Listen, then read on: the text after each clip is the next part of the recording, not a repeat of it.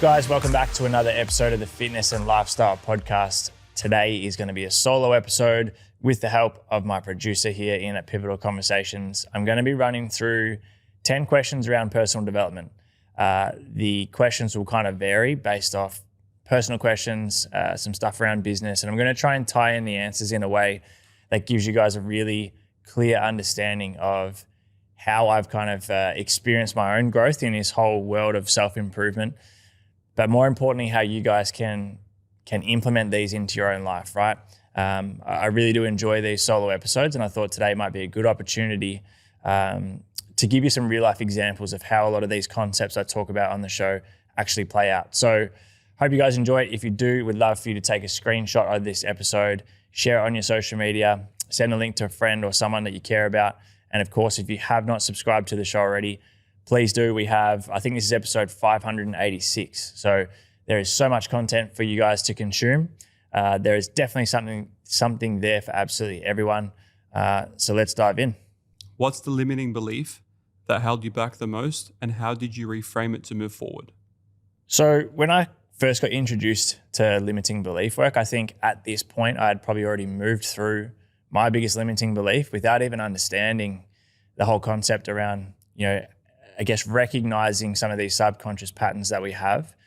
And there are so many beliefs that I've had to move through, and to this day, so many that I'm still working through that have drastically changed my experience of life and what I've been attracting. But I think undoubtedly, and this will probably tie into maybe a few answers in today's episode as well, the biggest limiting belief for me is that I don't even know how you would articulate this as a belief, but I heavily relied on external validation to feel good about myself, right? And so I lacked so much confidence and lacked so much self-belief that literally everything that I was doing was with the purpose of hopefully being not even necessarily validated, but just hoping to fit in, right? And so it was all based off what I thought other people would think. And for such a long period of time, particularly throughout school, I think I've mentioned this on the show before, for such a long period of time, that's what led to a lot of the anxiety and the stress and the lack that I was probably living in. And of course, as I mentioned, it just drastically deteriorated my self-worth, my self-image. And so over the years, I think naturally I kind of just shifted out of this. Like I was so fixated on what other people thought of me that it got to a point in time where I just let go of all fucks given about what anyone thought of me. And that moment, and it wasn't just to wake up one day and go, all right, all of a sudden I don't give a fuck anymore. It definitely was something that was gradual, but it did get to this point. And if I really think back to it now, one of the pivotal moments, no pun intended, one of the pivotal moments that allowed me to move through this belief was competing for the first time in bodybuilding or in physique competing. I had about 6 months prior, or maybe even 7 months prior, had an ankle reconstruction, which was the end of my basketball career. And I was so interested in health and fitness, obviously, and competing, and just I'd always had this desire to really kind of push my body and mind to the absolute limits when it comes to competing, to see what shape I could get in and just to do something that would almost be a bucket list item. And so I signed up for my first competition in men's physique, competing naturally, of course, and I really didn't tell anyone that I was even doing it, apart from people that were quite close to me, up until a day before the competition. And so stepping on that stage where not really anyone in my circle or within my network had done bodybuilding before, again, it was something that, when you think about giving a shit about what people think of you, going from almost being so overconsumed by making every little decision to then going and stepping on stage as a bodybuilder is pretty wild. And so after the back end of that competition, I kind of just finished that day, and that was what really clicked something inside of me where I was like, okay, from this point onwards, I'm just going to solely lean into what feels aligned and what I actually enjoy. And obviously that has just led to me being able to experience so much abundance and have so much growth in my life. But second to that, and again, we may touch on this later in the episode, would be around money, money beliefs. And I think so many people listening to this exact episode have the same problem, right? And being able to understand firstly what even led to the belief, right? The origin of the belief and what it really means, because again, most people don't even understand what their limiting beliefs are, right? But once we start to bring some light to what they are, we really need to unpack it to I guess, truly understand what even led to this in the first place and be able to reframe it. And if you don't have that clarity, it's very difficult to reframe a belief that you don't even know you have. Okay, and so again, I'm sure we'll talk about this more in this episode, but self-limiting belief work is some of the most impactful stuff that you can do to truly start attracting the desires that you have in your life. And most importantly, just to be able to show up as the best version of yourself, and showing up as a version of yourself that you're genuinely proud of and that you no longer place the blame, no longer place the blame on anything or anyone outside of yourself. And when you can take 100% responsibility for your own life, that is when things start to shift, right? And that is when you truly take control of your life in the best way possible. So hopefully that's answered that first question well enough. Question 2, how do you catch yourself when you're operating from fear, lack, or doubt? And what do you do to shift into possibility? Yeah, this is a great question. Again, something that a lot of people really struggle with on a day-to-day basis. And for myself, undoubtedly, one of the things that really held me back for such a long period of time. But when we start operating from fear, lack, scarcity, doubt, you have to think about it. There's kind of two ways to think about this. We're usually in one of two states and we can't be in both at the same time. We're either in a powerful state or a primal state, right? We're either operating from flow and from abundance, or we're kind of operating from survival, right? Fight or flight. And when you really think about it, when we are in fight or flight, when we're in this primal state, our body, our mind, and in this case, let's talk about it from an energy and a frequency standpoint, it's not in a position to attract. It's not in a position to create. It's not in a position to flow. It's the exact opposite, right? Our bodies are doing exactly what they're meant to do, trying to protect us at all costs, right? When our nervous system is highly unregulated, it's trying to protect us, okay? And so our cortisol and stress levels go through the roof. Our mind is absolutely racing, and good luck getting into flow state when you are in that energetic state or in that state of mind. And so for me, I think even physically, what I've noticed is that when I am operating from the right frequency and when I'm operating from this place of abundance and trust and alignment, things slow down, right? Which sounds funny, I guess, but physically things slow down. I'm not rushing. My mind's not racing. It's almost like I've got all the time in the world to process whatever it is that I'm thinking about or whatever I'm doing. And so that feeling of overwhelm, that feeling of stress, that feeling of fear, I think this is where it becomes very important to be able to check in with yourself and kind of just ask yourself the question, like, what energy am I operating from right now? Right? Like, am I making decisions out of desperation, fear, and lack and scarcity? Right? Have I drifted back into some old patterns where I'm seeing myself or thinking of myself as separate to what it is that I desire? Right? That means that you're not on the frequency that you need to be on. And so an example that I like to give clients is, this is definitely improving, but it's so common for me over the last few years that I would have maybe 1 or 2 days a month where, and you can ask my fiance Danielle this and she'll confirm it for sure, but I would find myself just operating in overwhelm. Right? I'd be starting to question everything. I'd be trying to force outcomes. I would be almost confused at what I'm doing. And it took me so long to, I guess, understand the tools necessary to kind of pull myself out of that state. And it lasts like a whole day. And so the decisions I was making, the actions I was taking were all coming from this place of fear, scarcity, lack, doubt, and separation. And when we talk about the laws of the universe and stuff that we'll cover in today's episode, you will not attract a high frequency outcome operating from a low frequency. Right? When you're in that state, you are not in a position to attract. If anything, it's almost like you're repelling the things away from you that you desire most.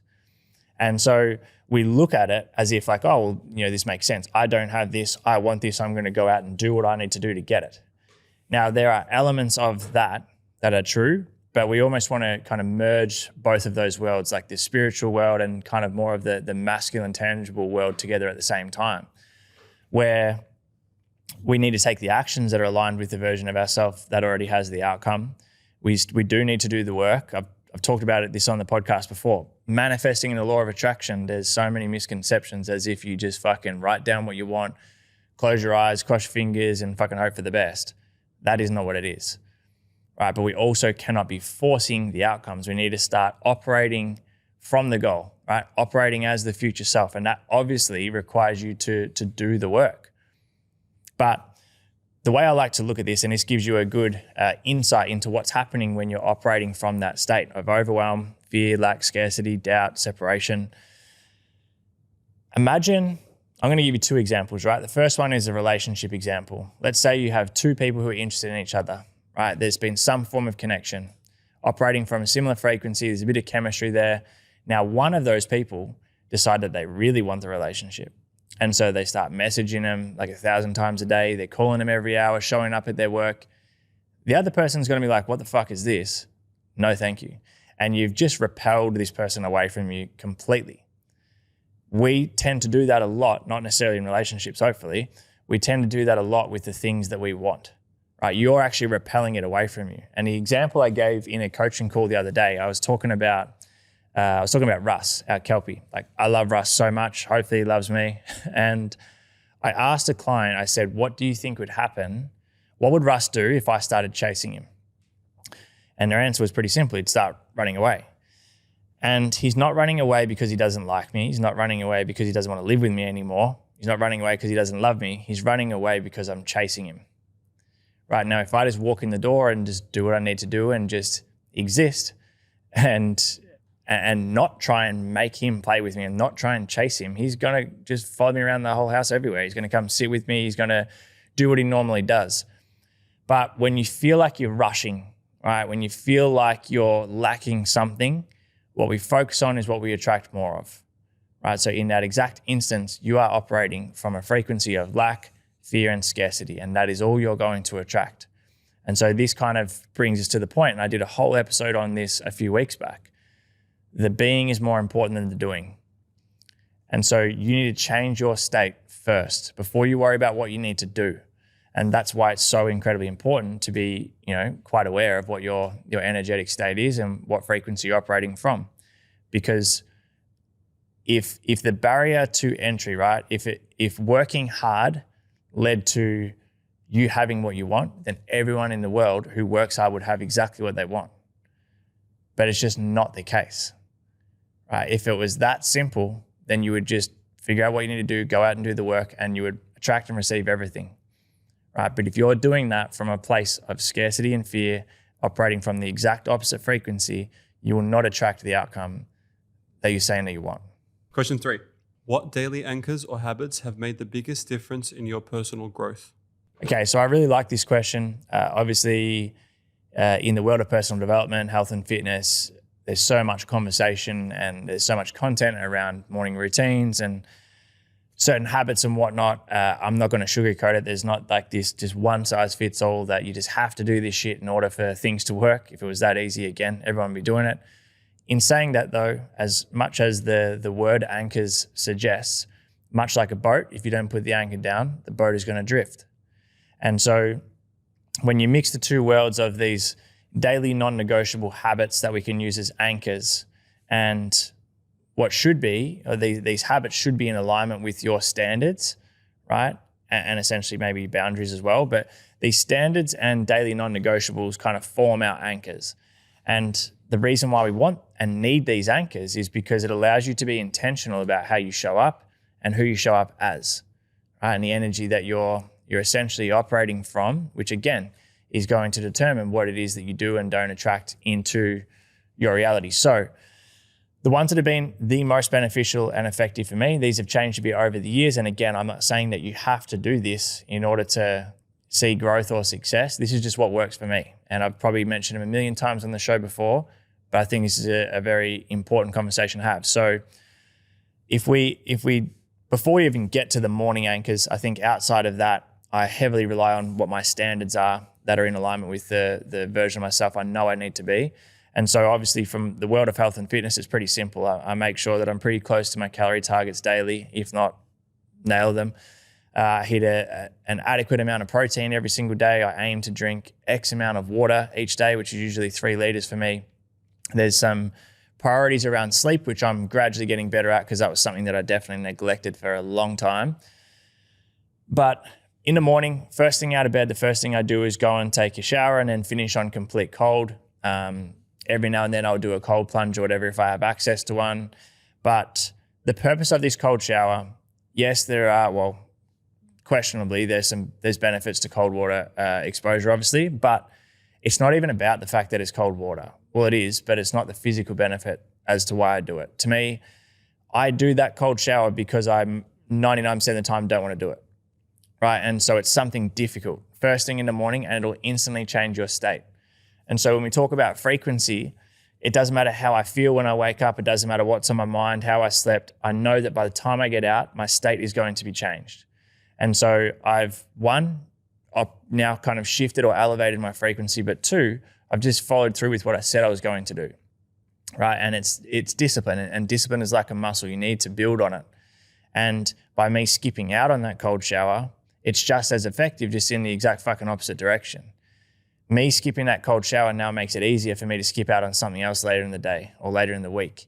And then the more times I do that, the easier it is to replicate that again and again and again. And so I said to a very high-level business owner recently, I said, skipping your cold shower this week may be the reason why your company doesn't do as well, if not significantly better than what it did last year. Now, obviously, there's no direct correlation to his cold shower and his fucking business, but there is indirectly a lot to do with it, right? Again, him following through with what he said he was going to do is going to allow him to show up to everything he needs to show up for the way that he wants to and the way that he said he needed to. So I'll do my cold shower. From there, I will then go and do a little bit of journaling, nothing that takes too long. Some gratitude in the morning, which I think is very important. You cannot, I think they proved it's almost, if not impossible, to feel a negative emotion at the same time as feeling gratitude. So again, that's all working towards the state that I'm operating from. I'll then meditate. And it's usually one or the other, meditation or breath work. My meditation journey, again, I'm not sure if there's a question about it today, but if not, I'll bring it up again before the end of the show. But meditation for me is not just like this time to be quiet and to be mindful. Obviously, there's great benefits to that. But to me, it's about trying to feel the emotions of the desire I want already being done. And so again, changing that state, changing that frequency, and trying to normalize it to the point where by the time I'm finished my meditation, I'm essentially getting up from that meditation, starting my day as the version of myself that I said I wanted to be, as that future self. And so throughout the day, I'm a lot less reactive, which allows me to respond as the highest version of myself. And I just genuinely enjoy it now. I absolutely love it. Like, I don't know, if there is another question, we'll just, we can exchange that question if we need to. But meditation, like I literally started this in 2017. I've probably said on the show before. And I did it every single day in 2017. That was the goal. And it very quickly became just like any other goal. It was just forcing it, ticking this thing off. I then discovered Joe Dispenza. I started to understand his work a lot more and just dive into understanding meditation in more detail and more depth. Went and did Joe Dispenza's meditation retreat, which I've done an episode on, and that was incredible. And so all of these experiences and all of this learning and I guess education around meditation has now given me this view of it where I just genuinely look forward to it. I see it as my time to create, right? Like any desire that you can think of, right? Bob Proctor says that if you can picture it in your mind, in your head, you can hold it in your hand. And so any desire you have is a potential that's already out there. It's already done. It's about you becoming the person and showing up in the frequency that is a match for that outcome that you've already set for yourself. And so it is your time to create. Like you can feel the emotions as if it's actually happening just by sitting down and closing your eyes.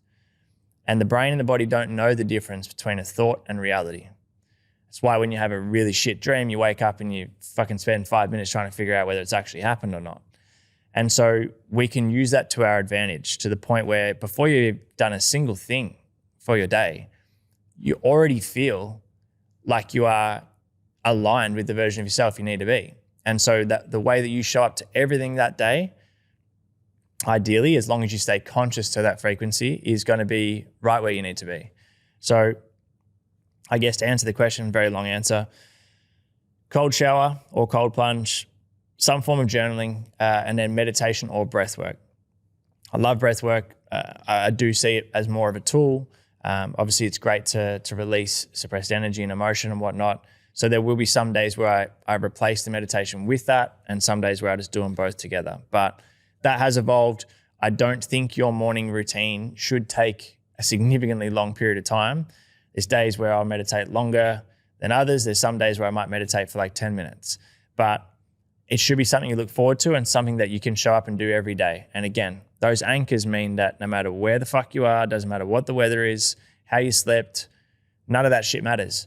You can start your day with intention and start the day the way that you want to, and not leave shit to chance, or not spend your day and your life really just reacting to the same shit day in, day out and wondering why everything looks exactly the same.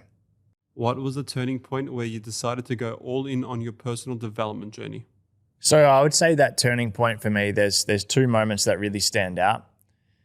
And the first one, I didn't go all in, to be honest, but that's what led me to the second one. So the first one was I read The Greatness Guide by Robin Sharma in 2016. And unless I really had to for school, and even then I probably wouldn't have done it, I never really read books.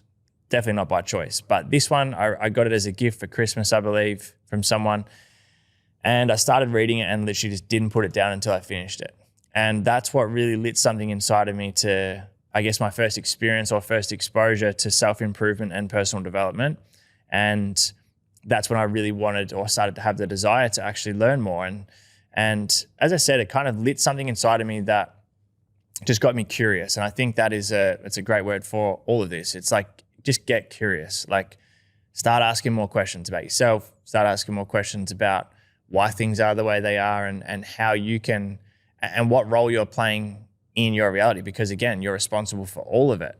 It's not all your fault, but you are responsible for all of it.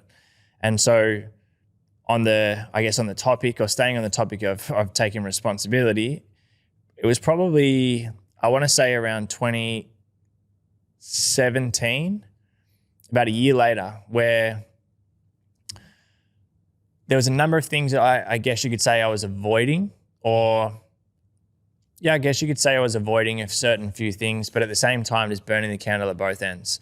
I'd never really partied that much, to be honest, because I prioritized basketball so much for such a long period of time and did everything I could to give myself the best chance at being successful with that. But throughout that year, again, I think it was around 2017, I was working my ass off, working harder than I'd ever worked before, probably a little bit avoidant to a few certain things mentally that I just didn't really address. And instead of addressing them, I just partied heaps, like a lot, a lot more than what I ever had really. But at the same time, as I said, that wasn't stopping me from doing all the shit I needed to do. And so that was just a recipe for disaster. And so it really got to this point where I was quite anxious one day, which was much of my own doing. And I did a meditation. I think it was on the Headspace app. I did a meditation, and it was only short. It was probably like 6 or 7 minutes, to be honest. But I experienced this moment of peace throughout that meditation where all of those feelings kind of just disappeared, and it just felt really nice. And after that, I was like, okay, I need to make a change. And so that's really what kind of kickstarted that whole thing, where I needed to take responsibility for how I felt, right? And it made me really look at some of the behaviors or some of the habits or patterns that I was kind of falling into a little bit, I guess you could say, and take responsibility for it. And so that's when, I really wanted to start learning about the law of attraction. I wanted to start learning about all the other universal laws. I wanted to understand self-limiting beliefs. I wanted to understand why I was the way I was and kind of how things got to that point. I wanted to understand how I could change my reality. I just wanted to understand as much of it as possible. And the common theme with pretty much everything that I've done in my life is once I make a decision to do something, I'm going to do it to the absolute best of my ability and double down on it. And that's what I did. So started reading more books and listening to podcasts. I remember, going and doing a course or more of like a seminar on breath work and cold water exposure. Same with meditation. I started hiring mentors and coaches for the first time, which is something that I left for way too late when I look back at it now. But again, there's a reason for everything, and I wouldn't change the way it all panned out. But that's when I started to go all in with it. And then that just progressed over the years like anything else to me, again, hiring more coaches and mentors, to doing certain programs, and to just really essentially holding a mirror in front of myself to see where I need to change and to see what I was responsible for and how I could start using these things that I was learning to my advantage to change my reality and to truly just start living in the abundance that was already there. And so that was definitely the beginning of that journey for me. And to this day, it's something that I'm just so interested in, and just I find so much fulfillment and passion around learning this, and also being able to share it, through avenues like this with you guys to hopefully experience a very similar thing that I've been very fortunate enough to experience through doing this work. And it is available to everyone. Like, every single person that's watching or listening at the moment has the opportunity to create the life that they just fucking love, right? But it's not going to happen on its own. And it's also not necessarily going to be easy, right? But at the moment, you've just got to ask yourself the question. It's like, we know that we are consistently creating our own outcomes through our thoughts, our beliefs, our energy, our actions, and almost our expectations as well, right? We talk about this a lot on the show. And so if you know that you are actively co-creating your own reality at all times, then you have to take responsibility for the way things are. But it doesn't mean that it has to be that way. It's like when you start shifting your focus, when you start getting clear on what it is that you want, when you start removing, this is probably the most important thing, when you start removing and letting go of the things that are not creating the outcome you want at the moment, that's when it starts to get fun, right? But again, you still have to do that work. You have to be vulnerable enough to look at how you're showing up for yourself and maybe not showing up for yourself at the moment. Be able to look at what your self-image needs to be in alignment with where you want to be. And just be honest with yourself. So many people are just stuck in this pattern of just placing all the blame or all the reason on something or anyone or anything outside of themselves, and just completely blind or avoidant to it. And then time goes on, nothing's fucking changed. And then it feels like it's even harder to change. But there is, like, the best time for you to make any change is fucking right now. And it honestly, it's never going to be too late. Like, it will literally never be too late for you to start drastically making a change about how you show up to your life and what it is that you want to attract and desire and experience. And when you make that decision, as I've said before, life starts to get pretty fun. It doesn't mean that there's not going to be challenging parts or periods of it, because there is. But what's the fucking alternative? You look at, if you're unhappy with your life at the moment, right? A big part of that is because you're stuck in the same pattern, stuck in the same program, same habits, right? Same cycles, almost just on autopilot. Now, the weird part about us humans is that we often just actively choose to stay in it, right? So we know that we're not happy. We know that we don't like our current outcome or circumstances, but it is still easier, more comfortable and safe, right? It's familiar to stay in it. And the thought of changing it can be scary, can be a bit daunting, but you have to choose your hard, because either fucking way is going to be hard, right? You either make the easy choice and stay and remain the same, right? Change nothing, even though you know it's not going to give you the outcome that you want, which is just crazy. And then you have this prolonged period of just resistance, challenge, and discomfort, right? Or you just make the decision and go, okay, well, I know that I need to change first in order for my reality to change. And as I've said before, your reality is just a reflection of who you're being, right? It's like a mirror. Everything that is showing up is because of you to some extent, right? So choose your hard. choose easy now, what's familiar, safe, comfortable, and just known, and have a prolonged period of shit, or choose difficult now, which allows you to create the life that you want, this prolonged period of positivity, growth, abundance, excitement, joy. All of this great stuff is just on the other side of that decision. And that is all it is, right? Like, I am not saying that it's going to be easy, but what I am saying is that it's just a fucking decision. And you are the only one who can make that decision. And it can't be a half-assed decision. It can't be half in, half out. Just literally make the decision, right? Even with your beliefs. Like, beliefs are decisions that we repeatedly make over and over and over again. And if you're starting to do this work and you understand and know that there's elements of you and your life that are creating outcomes that are undesirable, then it's not up to anyone else to change it. Like, it's up to you. Like, you are responsible for that, and you will never regret doing this work on yourself. That is for sure. Question 5. How do you approach challenges and setbacks differently now compared to the past? So it's funny, today actually, my episode came out on the 4TG podcast with my mentoring client, Kylie. I might link it in the show notes below because it was a great conversation with Kylie. We spent a lot of that episode talking about setbacks, failures, and challenges. And I'm sure, as many of you know, throughout that period of my life where I was playing basketball, I just experienced so much failure, so many setbacks, so many times basically being told I'm not good enough over and over and over again that I became very desensitized to it. Was it easy? Fuck no. It was very challenging and very hard. And it was a shit experience, right? Obviously. But I would not change it for the world because it has 100% molded me into the person I am today. And at the same time, it allowed me to just attack anything and everything that I do with zero fucks given about failure or judgment or people's opinions. So in the past, it's a very interesting question. I probably haven't even really thought about it this way, but in the past, when there would be failures, setbacks, or challenges that presented themselves, it was very much so just heavily leaning to one side of this conversation where it was like, okay, I need to do more. Or, I would definitely, from a negative perspective, I would make it mean something about me, which again, just continued to eat into just this lack of self-worth and self-image.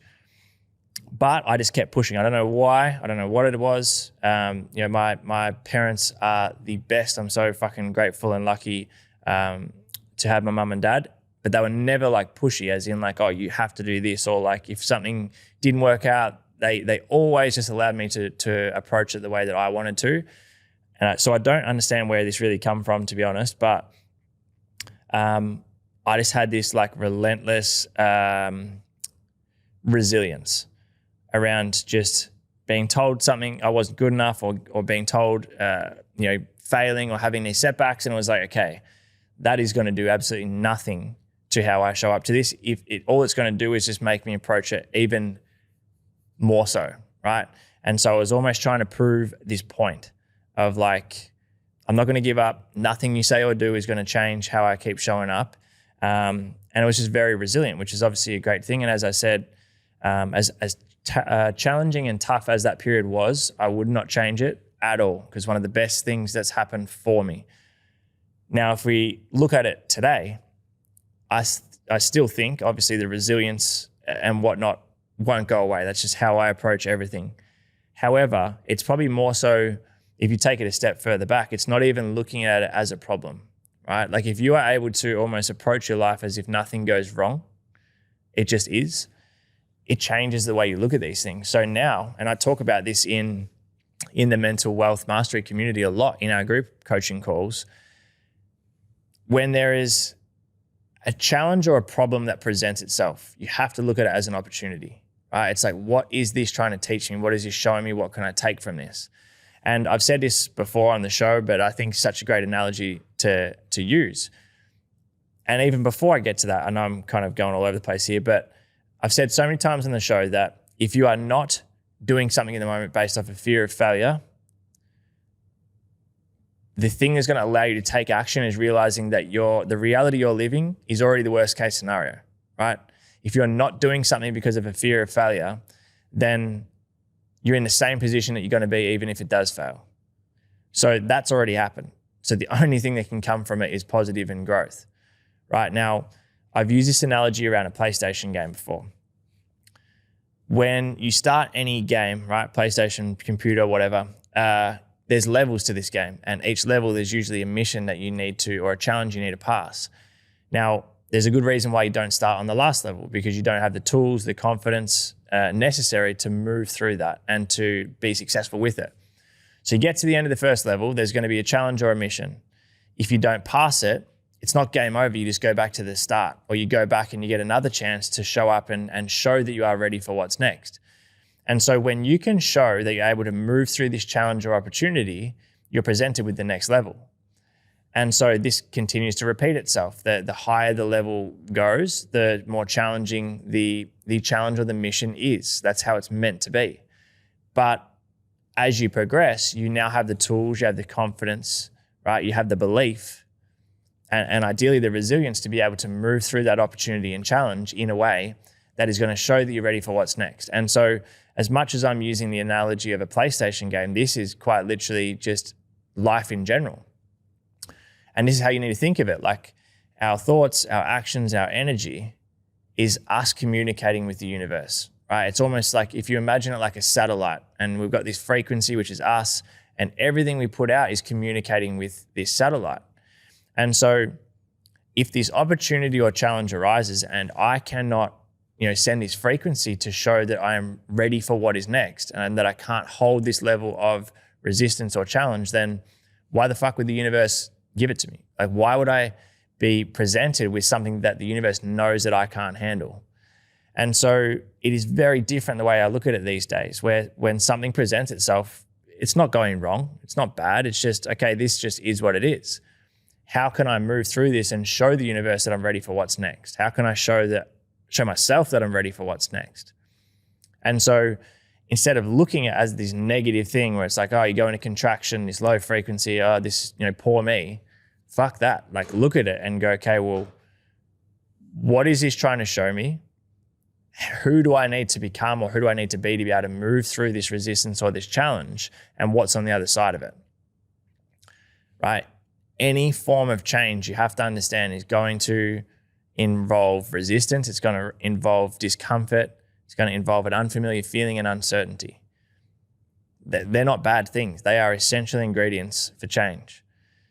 And so it's not meant to feel comfortable. It's not meant to be fucking easy. Like, what would be the point of playing any form of game? We'll come back to this PlayStation analogy. What's the point of playing it if you can just fucking start it on day one and get to the end of it?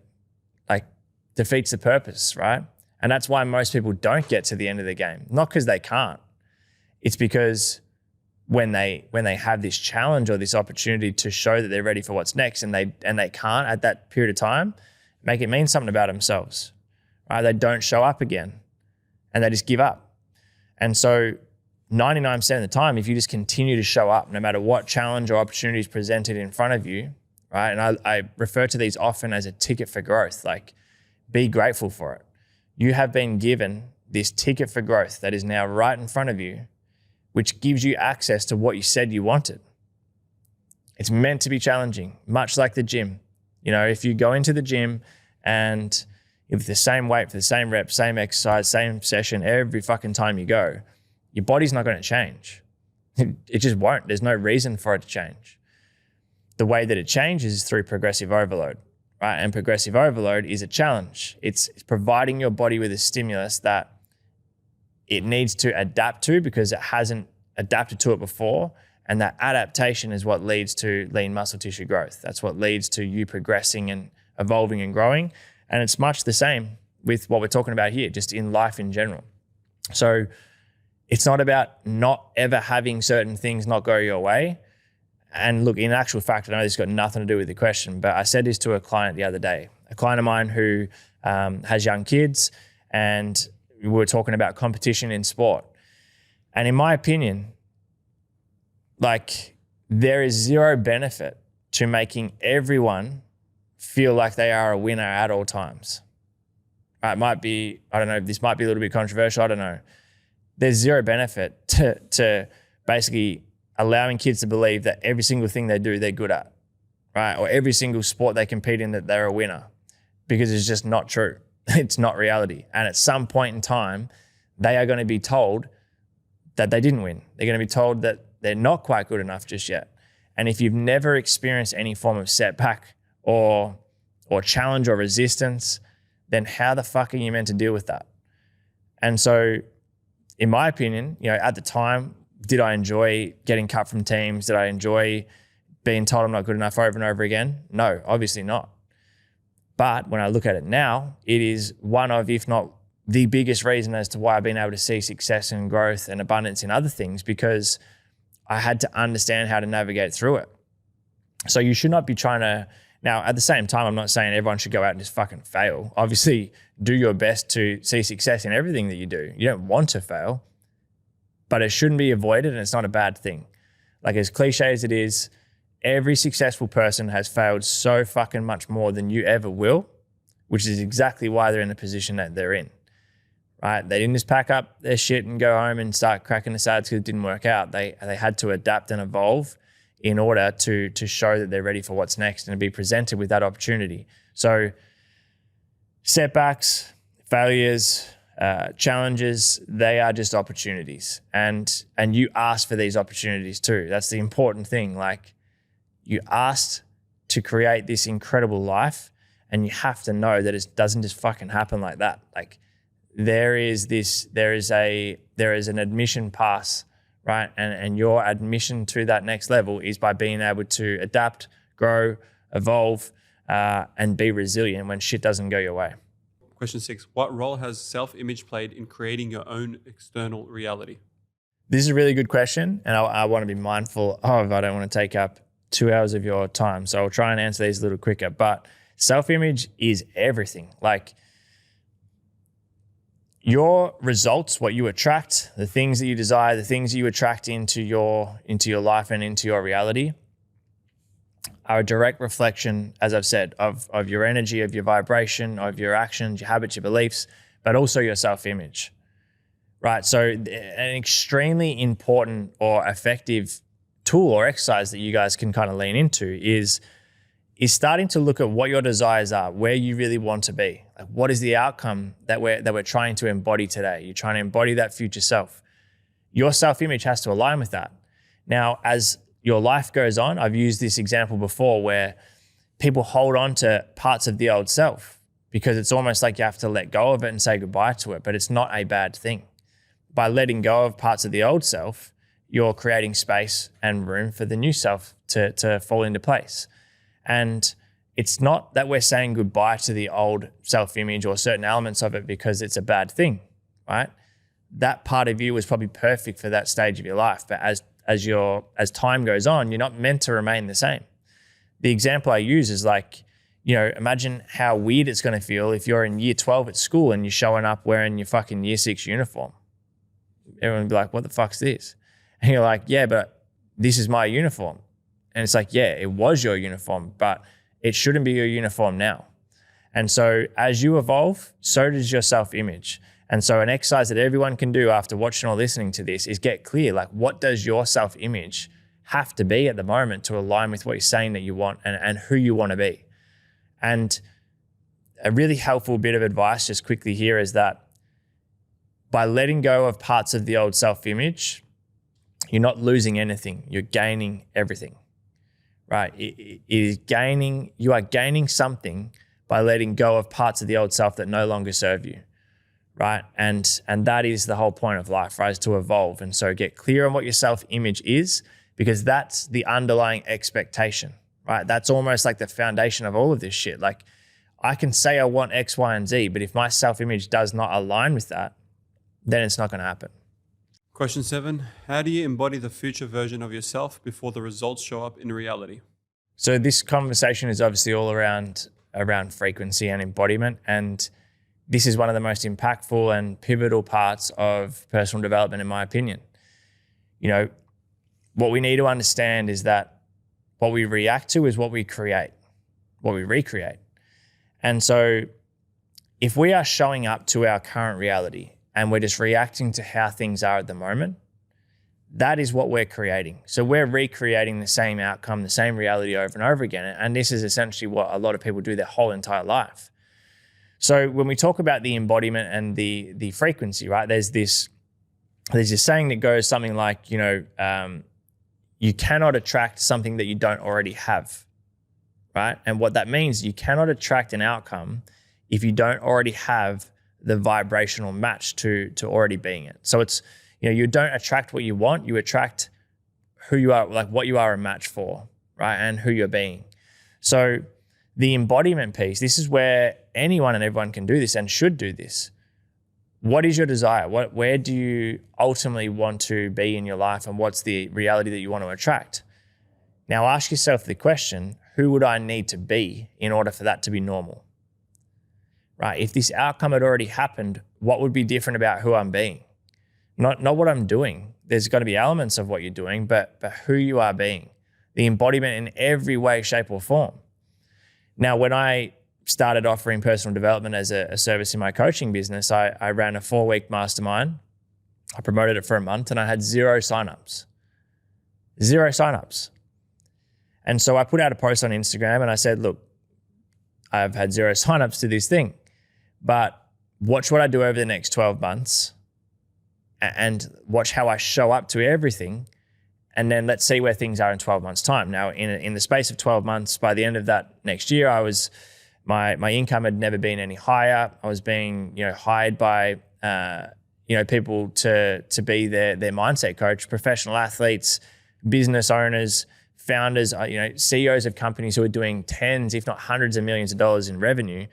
And that happened in 12 months, less than 12 months, to go from 0 signups at a very cheap mastermind to then having people paying, a large amount of money to work with me one-on-one. This happened because I started showing up to my life and my business as if everything was already where I wanted it to be, right?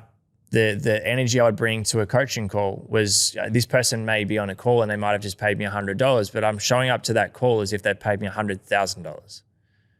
When things went my way, it was just an expectation. It was like, that's the frequency I'm operating from, and this is what I expect.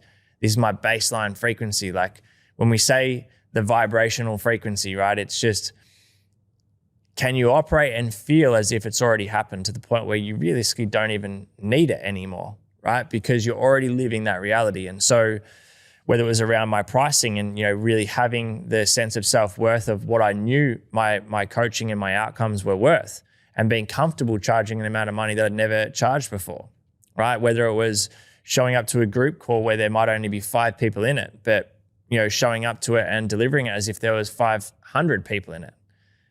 Okay, whether it was my own standards in my personal life, whether it was the way my relationship with money, whether it was my habits, my communication, my values, all of these things needed to align with the future self. Now, when you can align your frequency and your vibration with the future self, then you've already got it, right? You're already living that reality with or without the materialized version of it.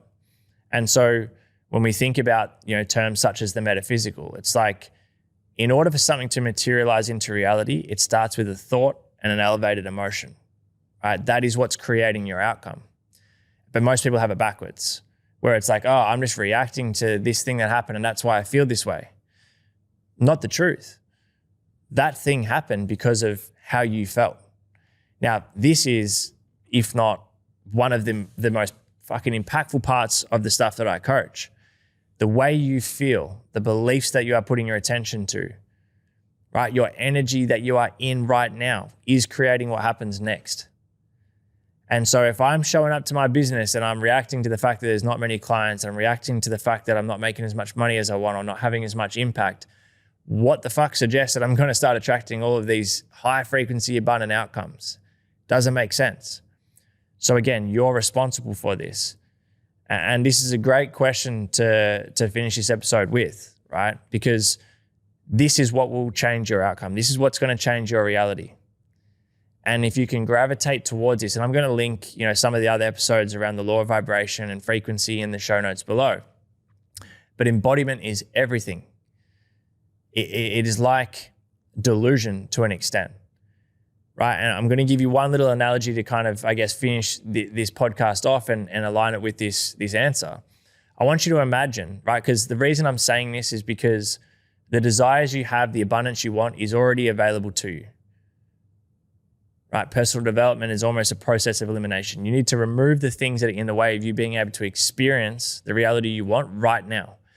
And when you can start doing that, you become detached to it. All of a sudden, you don't feel like you need it. You're not forcing this outcome, right? And when you're no longer forcing the outcome, it's going to work its way to you, right? So this analogy, imagine this big water dam, like a big water dam, and there's this floodgate that allows water into the dam. Now, for 10 years, this floodgate can be opened by like 1 centimeter. And so the water that's just trickling in, the dam's pretty much empty, and you're looking at it going like, fuck this, like the desire is for this dam to be full of water. But at the moment, we don't have any water. Like there's only a small amount trickling in. This is going to take forever. Now, at any given time, like let's say it's been 10 years, someone comes along and opens this floodgate to like 1 meter high. And there is just this influx of water that floods in, and there's an abundant amount of water. This dam now is full, and everyone's like, how good is this? Finally, we have some water. The reality is that water was always there on the other side of that dam wall for 10 years. Every single day when you were complaining about there being no water, it was there. You just didn't get to experience it because there was resistance. And in this case, that resistance was the floodgate being opened by 1 centimeter. Now, as soon as the floodgate gets opened, the water shows up. But it didn't just show up out of nowhere. It was there the whole fucking time. Like the abundance was there and available to you this whole time. And it is right now. You need to let go of or remove the resistance that is stopping you from experiencing it. And so we need to shift away, like just to tie this off. And I, these questions have been fucking awesome. Like I literally would be more than happy to sit here for another hour or two recording this, because I feel like this has been such a great conversation for you guys to benefit from and for myself to reflect on. The embodiment piece is where your focus should be. Like get clear on what it is that you desire. Let go of the limitations. Doesn't have to make sense. Doesn't have to be logical. It shouldn't be. You don't have to know the how. You need to fixate on the what and the emotions and the embodiment, like the behaviors, the patterns, everything that is aligned with the version of you that it would be normal for that outcome to happen for. It is your job to become that person, right? It's not the what, it's the who. And so I hope you guys have enjoyed this episode today, and as much as I've enjoyed recording it. But I'd love to hear your main takeaway from today. I'd love to hear your biggest takeaway from today. Send me a message on Instagram or an email. Please do share this episode with someone if you feel like it was of value to you. Subscribe to the show if you haven't already. As always, I want to thank the major sponsor of the Fitness and Lifestyle Podcast, and that is Unify Health Supplements. You guys can get a discount on your supplements if you head to the link in the show notes below. We've put so much time, effort, blood, sweat, and tears, and years of experience in the health and fitness industry into making this the best supplement company in the country, in my opinion. Our products are just incredible. Obviously, I'm going to be biased, but we put so much effort into making these the highest quality possible for you guys. So head to the show notes below and check out Unify, unifyactive.com. And I appreciate you guys tuning in. We'll chat to you in the very next episode.